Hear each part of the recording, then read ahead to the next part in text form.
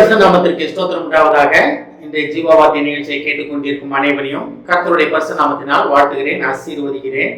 இன்றைய சின்ன தியானத்திற்கு தேவன் கொடுத்த வேத பகுதி அது அப்போஸ்தலர் 16ஆம் அதிகாரம், அதில் 31ஆம் வசனம். அப்போஸ்தலர் 16:31. அதற்கு அவர்கள், கர்த்தராகிய இயேசு கிறிஸ்துவை விசுவாசி, அப்பொழுது நீயும் உன் வீட்டாரும் ரட்சிக்கப்படுவீர்கள் என்று சொல்லி. இந்த காரியம் நமக்கு எல்லாருமே தெரியும். பவுலும் சீலாவும் ஜெயிலில் இருக்கும்போது நடந்த ஒரு காரியம். சிறைச்சாலை காவலர்கள் வந்து கேட்கும் போது அவர்கள் அவரிடத்தில் சொன்ன ஒரு காரியம். அப்ப அது என்னன்னா, ரட்சிப்பின் காரியம், ரட்சிக்கப்படுவதற்கான காரியம். அது என்ன? ரட்சிக்கப்படுவதற்கான காரியம் என்ன? அன்னையர் வந்து ரட்சிப்பின் அனுபவத்துக்குள்ள உள்ளவங்க தான். அது ஆனா அவங்க ரட்சிப்பின் அனுபவத்தை பெற்றுக்கொள்ளாதவர்களுக்காக சொல்லப்பட்ட ஒரு காரியம். கர்த்தராகிய இயேசு கிறிஸ்துவை விசுவாசி. விசுவாசிப்பதுனா என்ன? எல்லாத்துக்கும் கர்த்தராகிய இயேசு கிறிஸ்துவை தெரியும். ஆனா விசுவாசிப்பது வேற, தெரிந்து கொள்வது வேற. தெரிந்து கொள்வதுனா என்ன? இவங்க ஒருத்தர் தேவர்கள அவங்க ஒருத்தங்கள் அப்படின்னா, இவரே ஒருவர் தான் நமக்காக வந்தார், நமக்காக மரித்தார், நமக்காக உயிர்த்தார் அப்படின்றதுதான் அந்த விசுவாசம். எனக்காக யாவும் செய்து முடிக்கிற தேவன் மேல் நான் விசுவாசம் வைப்பதுதான் உண்மையான விசுவாசம். அதாவது நம்ம தானியேல்ல பார்க்கலாம். சாத்ராக், மேஷாக், ஆபேத்நேகோ 3 பேர் என்ன சொன்னாங்க? விடுவித்தாலும் பரவாயில்ல, விடுவிக்காட்டினாலும் பரவாயில்ல, நாங்க வந்து நீங்க சொல்றதை கேட்க மாட்டோம் அப்படின்னாங்க. அதுதான் உண்மையான விசுவாசம். அந்த விசுவாசத்திலே நிலைத்து நிற்பதற்காக கர்த்தர் நம்மளை அழைக்கிறார்.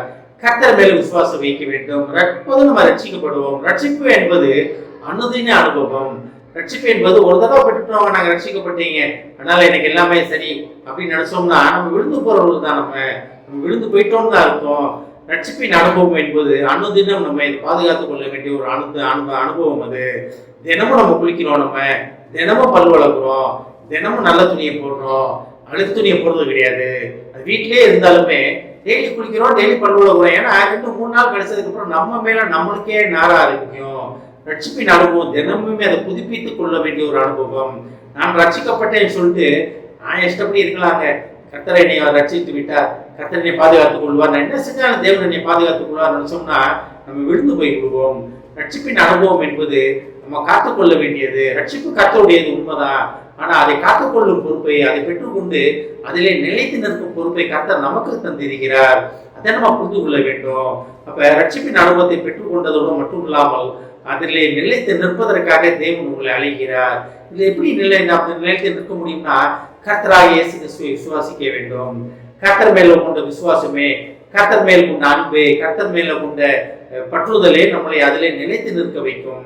அந்த உண்மையான பற்றுதல் இல்லைன்னு வச்சுக்கீங்களேன், நம்ம உழுந்து எழுந்து கொண்டுதான் இருப்போம். ரட்சிப்புக்காக தினமும் ஓடிக்கொண்டே இருப்பவர்களா காணப்படுவோம். கர்த்தர் நம்மளை ரட்சித்து இருக்கிறார். அவர் ரத்தத்தால், சுத்த ரத்தத்தால், சுய ரத்தத்தால், சிலுவையில் சிந்திய ரத்தத்தால் நம்மளை பாதுகாத்து நம்மளை ரட்சித்து இருக்கிறார். ஆனா அந்த ரட்சிப்பின் அனுபவத்தை பெற்றுக்கொண்ட நம்ம அதிலே நிலைத்து நின்று அதை பாதுகாத்துக் கொள்வதற்காக கர்த்தர் நம்மளை அழைக்கிறார். இதை கேட்டுக்கொண்ட தேவ பிள்ளைகளே, ரட்சிப்பின் அனுபவம் என்பது தினந்தோறும் நம்மளை புதுப்பித்துக் கொள்ளும் ஒரு அனுபவம். அதிலே நிலைத்து நின்று இந்த ரட்சிப்பின் அனுபவத்தை ருசிப்பதற்காக கர்த்தர் நம்மளை அழைக்கிறார். அந்த வசனத்தை மறுபடி படிக்கிறேன் பாருங்க. கர்த்தராகிய இயேசு கிறிஸ்துவை விசுவாசி, அப்பொழுது நீயும் உன் வீட்டாரும் ரட்சிக்கப்படுவீர்கள். அப்ப நம்ம மட்டும் ரட்சிக்கப்பட்டு பிரயோஜனம் கிடையாது. நம்ம வீட்டாரும், நம்ம சுற்றுப்புறத்தாரும், நம்மளோட உடன் பிறந்தவங்களும், நம்ம சொந்த பந்தங்கள் அனைவரும் ரட்சிக்கப்பட வேண்டும். தேவனுக்கு பிரியமான ஒரு காரியம் அதுதான். தேவனிடத்தில் பெற்ற ரட்சிப்பிலே நிலைத்து நின்று அதை பாதுகாத்துக் கொள்வதற்காக கர்த்தரை நம்ம அழைக்கிறார். அழைத்தவர் உண்மை உள்ளவர். ஆமென். ஜெபிப்போம். எங்களை அதிகமான அன்பின் பரலோக பிதாவே, கர்த்தராகிய இயேசு கிறிஸ்துவாகிய உண்மையை விசுவாசிக்கும் பொழுது நாங்களும் எங்கள் வீட்டாரும் ரட்சிக்கப்படுவோம் என்பதை புரிந்து கொண்ட மாட்டவரே. ஆனாலும் நீர் எங்களுக்கு கொடுத்த ரட்சிப்பை அதிலே நிலைத்து நின்று அதை காத்துக்கொள்ளும் பொறுப்பு எங்களிடத்தில் உள்ளதை நாங்கள் அறிந்து கொண்ட மாட்டவரே. ஏசுதாவே, அனுதினமும் நாங்கள் உமது ரட்சிப்பின் அனுபவத்தை பெற்றுக்கொண்டு அதிலே நிலைத்து நின்று உமக்காக ஓடுவோம் என்பதில் உறுதி எடுக்க மாட்டவரே. எடுத்த தீர்மானத்திலே நிலைத்து நிற்க எங்களை பலப்படுத்தும் அப்பா. இதை கேட்டுக்கொண்ட ஒவ்வொருவரையும் ஆசீர்வதிக்கிறோம் அப்பா. ஒவ்வொரு குடும்பத்தையும் ஆசீர்வதிக்கிறோம் மாட்டவர். குடும்பத்தில் உள்ள ஒவ்வொருவரும் ரட்சிப்பின் அனுபவத்தை பெற்றுக்கொண்டு அதிலே நிலைத்து நின்று உமக்காக ஓட, உமக்காக எழுப்பி பிரகாசிக்க உதவி செய்ய மாட்டவரே. ஏஸ்தாவே, நீர் அவருடன் பேசிக்கொண்டிருப்பதற்காக நன்றியாகவரே. பேசிக்கொண்டிருக்கும் வேளையிலே அவர் ரட்சிப்பின் அனுபவத்தை பெற்றுக் கொண்டார்கள் என்பதை விசுவாசம் நன்றி சொல்கிறேன். அதிலே நிலைத்து நிற்பேன் என்று அவர் எடுத்த முடிவை நீ கனப்படுத்துவேன் என்பதற்காக ஆசீர்வதிக்கும். இயேசுவின் நாமத்தில் கேட்கிறேன் பிதாவே. ஆமென். கர்த்தர் உங்களை ஆசீர்வதிப்பாராக.